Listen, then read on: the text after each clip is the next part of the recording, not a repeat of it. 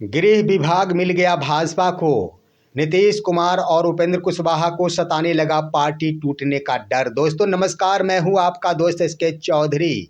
आखिर हर मुद्दे पर, हर मोड़ पर नीतीश कुमार अमित शाह के ऊपर भारी पड़ जा रहे थे, परंतु अब बड़ी खबर आ गई कि अंतर्गतवा नीतीश कुमार मोदी शाह के सामने झुक गए हैं। मोदी शाह के सामने आखिर वो अपनी चालें नहीं चल पाए, साथ ही साथ उनकी जो डिमांडें थी वह पूरी नहीं हो पाई है। इसका मुख्य कारण ये है दोस्तों कि अपने कार्यकाल के दरमियान श्री नीतीश कुमार पहली बार 20 वर्षों के बाद गृह विभाग अपने जदयू कोटे में नहीं रख पाए हैं और गृह विभाग भाजपा कोटे में चला गया है, जिसकी जिम्मेदारी आखिर डिप्टी सीएम सम्राट चौधरी के ऊपर दे दी गई है। इससे संबंधित सामान्य प्रशासन विभाग के स्तर से पत्र जारी कर दिया गया दोस्तों। अब आइए दोस्तों, मैं आपको बता देना चाहूँगा कि गृह विभाग जो ही आखिर भाजपा कोटे में गई है, उससे तो नीतीश कुमार के जदयू को भी टूटने का डर सताने लगा है, डर भी व्याप्त हो गया है। तो वहीं पर आखिर उपेंद्र कुशवाहा ने खुद ही आखिर यह खुलासा कर दिया है कि हमें हमारी पार्टी टूटने की डर है। उन्होंने स्पष्ट ही कह दिया कि हमारी पार्टी टूट सकती है, इससे इनकार नहीं किया जा सकता। आइए दोस्तों, आज के इस वीडियो में हम विस्तार पूर्वक चर्चा करते हैं इस मुद्दे पर।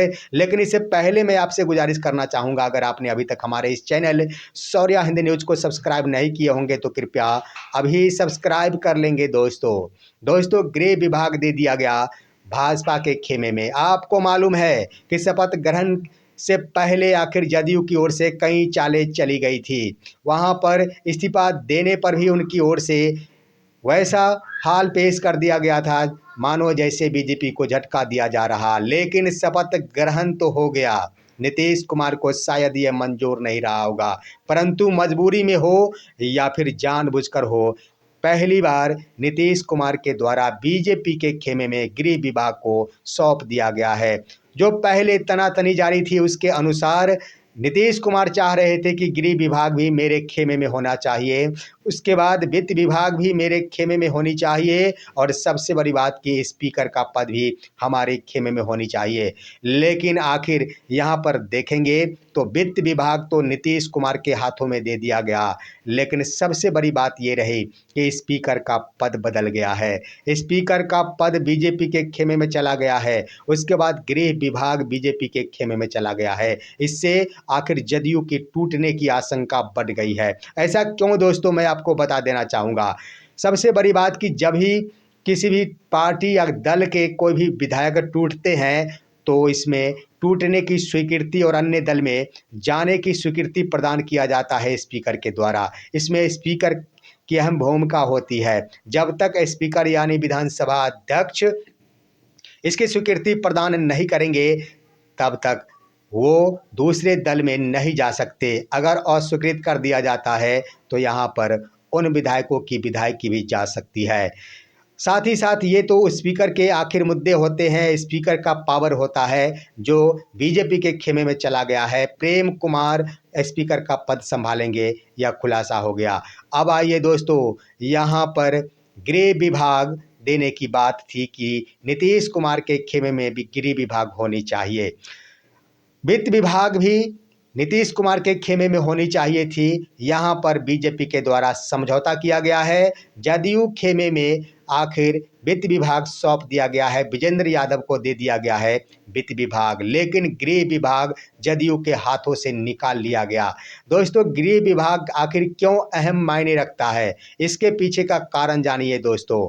20 वर्षों के कार्यकाल के दरमियान नीतीश कुमार गृह विभाग अपने पास रखे थे, किसी को भी उन्होंने नहीं सौंपा था गृह विभाग। इसका मुख्य कारण कि सारे प्रशासन तंत्र को अपने अंदर रख रहे थे। जो भी मुख्य सचिव होंगे वो भी गृह विभाग के अंतर्गत ही आते हैं, यानी मुख्य सचिव यानी राज्य के चलाने वाले सरकारी पदाधिकारी, सबसे ऊपरी पदाधिकारी अब जदयू के नहीं रहे, बीजेपी के रहे, यानी उनके स्तर से। इससे पहले आप देखेंगे तो जो भी मुख्य सचिव हुआ करते थे और जब गृह विभाग जदयू के पास हुआ करता था उस वक्त वो सबसे ऊपरी पदाधिकारी मुख्य सचिव जो होते थे वह मुख्यमंत्री के प्रति उत्तरदायी हुआ करते थे। लेकिन अब देख लीजिए, यह भाजपा के खेमे में चला गया तो हर हाल में यह भाजपा यानी डिप्टी सीएम के प्रति उत्तरदायी होगा, या सामान्य प्रशासन विभाग या मुख्य सचिव। साथ ही साथ बिहार के जितने भी जिले हैं उन तमाम जिलों के वरीय पदाधिकारी, चाहे वो डीएम हो, एसपी हो, इन सभी के ऊपर पकड़ अब बना दी गई है बीजेपी की। अब हमेशा ही डिप्टी सीएम की बातें सुनेंगे डीएम, और मुख्यमंत्री का कोई पावर नहीं रह गया है। तो दोस्तों, इस तरह से कह दिया जाए तो शपथ ग्रहण तो हो गया, लेकिन सबसे बड़ी बात की जब पावर ही नहीं रहा, आखिर डीएम मुख्यमंत्री की बातों को नहीं सुनेंगे, कोई पदाधिकारी इनके अंदर में नहीं रह गए, तो आखिर वह सरकार चलाने से क्या फायदा होगा? वो आखिर सत्ता पर बैठने से क्या फायदा होगा जब किसी और के इशारे पर बड़े बड़े पदाधिकारी चलेंगे? वहाँ पर आप देखेंगे दोस्तों, तो दूसरी बात कि आम जनों के हितों को देखा जाए तो आम जनों के हक में यह फायदेमंद साबित हो सकता है। क्योंकि दोस्तों 20 वर्षों के कार्यकाल पर आप ध्यान देंगे तो स्पष्ट हो जाएगा कि आखिर नीतीश कुमार के कार्यकाल में जितने भी पदाधिकारी रहे, ऊपरी पदाधिकारी आखिर आम जनता की नहीं सुना करते थे। ऊपरी स्तर से, राज्य स्तर से पत्र कुछ भी और जारी हुआ करता था, आदेश कुछ भी और हुआ करता था, परंतु जिला या फिर प्रखंड स्तर के पदाधिकारी उन आदेशों की हमेशा ही अवहेलना किया करते थे। इस पर आखिर फायदा मिल सकता है आम जनताओं को। आम देखना होगा कि आखिर वास्तव में प्रशासन पर नियंत्रण करते हैं डिप्टी सीएम सम्राट चौधरी या फिर नीतीश कुमार की तरह ही चलाते हैं। लेकिन मुश्किलें जदयू के लिए बढ़ गई है, क्योंकि जदयू विधायक की टूटने के भी संभावनाएं से इनकार नहीं किया जा सकता। स्पीकर का पद अब तो बीजेपी के खेमे में चला गया। उसके बाद दोस्तों गृह विभाग जब बीजेपी के खेमे में चला गया, स्पीकर की बातें तो मैंने कह ही दिया। तो इस आधार पर कह दिया जाए डर सताना शुरू हो गया है। उल्टी गिनती कहा जा सकता है नीतीश कुमार की जदयू पार्टी के लिए। लेकिन वहां पर आप देखेंगे तो जदयू भी कम नहीं, यहाँ पर सिर्फ जदयू को ही पार्टी टूटने का डर नहीं सता रहा, उपेंद्र कुशवाहा को भी पार्टी टूटने का बड़ा डर सता रहा है दोस्तों। इसके लिए उन्होंने एक पोस्ट भी किया है अपने हैंडल के माध्यम से। दोस्तों उन्होंने ये स्पष्ट कर दिया है, स्पष्ट के रूप में यही कहा है कि डर के कारण ही हमारी पार्टी टूट सकती है, इसलिए मैंने अपने बेटे को मंत्री बनाया है। दरअसल सवाल खड़ा हो गया था जब उपेंद्र कुशवाहा के बेटे दीपक प्रकाश ने विदेश से डायरेक्ट आकर मंत्री पद का शपथ ले लिया था। उस वक्त पक्ष और विपक्ष दोनों के तरफ से ये सवाल उठाए जाने शुरू हो गए थे कि आखिर बिना चुनाव लड़े डायरेक्ट ही मंत्री पद का शपथ दिला देना, साथ ही साथ अपने परिवार के वैसे व्यक्ति को बनाना जिसे राजनीति का क अक्षर की जानकारी नहीं है। इस पर सवाल उठाया जा रहा था, जिसका जवाब देते हुए उपेंद्र कुशवाहा ने स्पष्ट ही कह दिया है पोस्ट के माध्यम से कि आलोचना करने वाले हैं सत्ता पक्ष और विपक्ष दोनों के हैं, लेकिन इसके संबंध में मैं यह कहना चाहता हूं कि हमारी पार्टी टूट सकती है, हमारी पार्टी को तोड़ा जा सकता है। इसकी रक्षा के उद्देश्य से हमें अपने बेटे को मंत्री पद का शपथ दिलाना जरूरी ही नहीं बल्कि अपरिहार्य मजबूरी हो गई थी। यानी उन्होंने स्पष्ट कर दिया है कि अगर मैं अपने बेटे को मंत्री नहीं बनाता तो हमारी पार्टी टूट सकती थी। यानी दोस्तों उन्हें आभास हो चुका है कि उनके जो 4 विधायक हैं या तोड़े जा सकते हैं, क्योंकि 4 विधायकों में एक तो उनकी पत्नी है, 3 अन्य विधायक हैं। इसके जवाब में आगे उल्लेख करते हुए कहा है उन्होंने कि इससे पहले भी मैंने चुनाव लड़ा था और पहले की हालात से भी हम अवगत है कि हमारे पार्टी में सांसद भी जीते थे और विधायक भी जीते थे, लेकिन उस वक्त भी जिसको जहां जाना था वो चलते बने थे और हमारी पार्टी शून्य पर आउट हो गई थी, खाली की खाली रह गई थी। यानी जीतने के बाद भी हमारी पार्टी को तोड़ दिया गया था। उसके बाद उन्होंने कहा कि मजबूरी बनी थी कि मुझे पार्टी विलय का निर्णय लेना पड़ा था। तो इस तरह से दोस्तों उन्होंने बड़ा खुलासा भी किया है कि मजबूर कराकर मेरी पार्टी को विलय कराया गया था।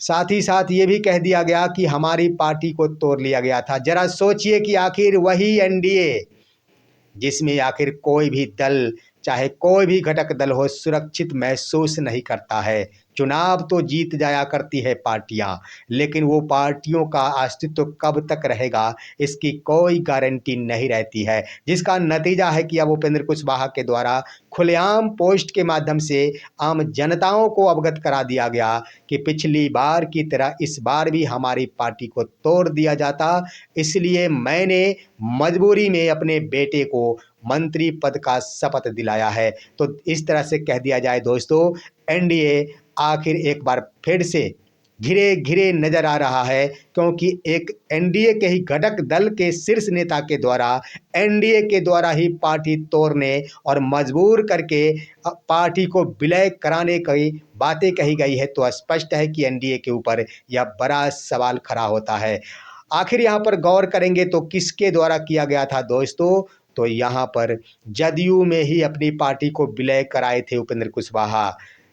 तो आखिर डर किसके साथ है, तो दोनों पार्टी को देख लिया जाए, एनडीए की जदयू हो या फिर बीजेपी हो, वो पार्टी को तोड़ने में कभी पीछे नहीं रहती। जो खबर प्राप्त हो रही है उसके अनुसार एक बार फिर से उपेंद्र कुशवाहा को इस बात की डर सता रही है कि 3 विधायकों को तोड़ा जा सकता है। इसका कारण ये है, किसके द्वारा तोड़ा जा सकता, तो जदयू के द्वारा तोड़ा जा सकता है दोस्तों। ये सूत्र के माध्यम से स्पष्ट हो रहा है, जिसका डर उपेंद्र कुशवाहा को सताने लगा है। आखिर नीतीश कुमार या फिर जदयू ये चाह रही है कि बीजेपी अपना मुख्यमंत्री नहीं बनाए, बीजेपी अपना मुख्यमंत्री नहीं बनाए, इसलिए कम से कम हो तो एनडीए के घटक दलों के नेताओं को आखिर तोड़ दिया जाए, जिसके कारण आखिर 3 विधायक भी वहां पर एनडीए के चले आते हैं, उपेंद्र कुशवाहा के विधायक जदयू में चले आते हैं, तो तमाम विधायकों को मिलाकर बीजेपी के आंकड़े और भी यानी 113 तक सिमट जाएगी, जिसके बाद उसके बाद नीतीश कुमार अपने आप को सुरक्षित महसूस करेंगे। तो इन कारणों से जब एक दूसरे को प्रहार कर रहा है, जब बीजेपी के द्वारा या फिर किसी और के द्वारा जब एक पार्टी को तोड़ने की साजिश रची जा रही है, तो इसके बचाव में आखिर टूटने वाली पार्टी किसी और पार्टी को तोड़ने जा रही है। यही है एनडीए का हाल, यही है एनडीए का आखिर अपार बहुमत। देखना है क्या कुछ होता है। आप सभी हमारे इस वीडियो को लाइक कीजिए, अन्य दोस्तों के पास शेयर कीजिए और अब दीजिए अपने दोस्त को इजाज़त। हम फिर मिलेंगे आपसे अगले वीडियो में, तब तक के लिए कहते हैं नमस्कार।